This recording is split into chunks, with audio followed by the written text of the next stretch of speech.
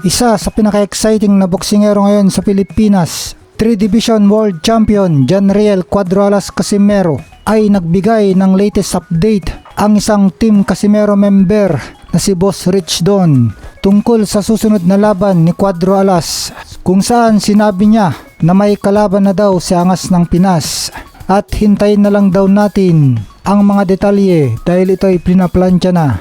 Ang huling laban ni Cuadro Alas ay noong pang nakaraang 5 buwan kontra sa dating world champion Japanese fighter Yukinori Oguni na ginanap sa Japan, at ito ay nagresulta sa isang technical draw.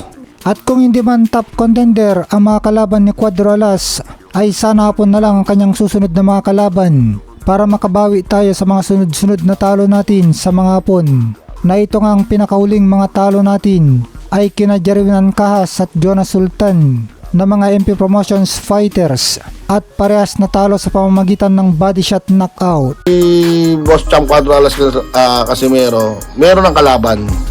No, venue na lang ang pinagtatalunan. No, venue na lang. No, kung sa Pilipinas ba gaganapin, sa Japan, no, doon sa dalawa nagtatalo pa.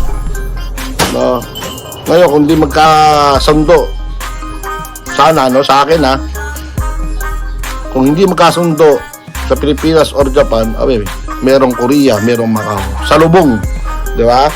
Kung ayaw ng isa sa Japan, kung ayaw ng isa sa Pilipinas, magsalubong sa ibang lugar. Yan lang ang pinakamaganda best dyan. Pero yung kalaban, yung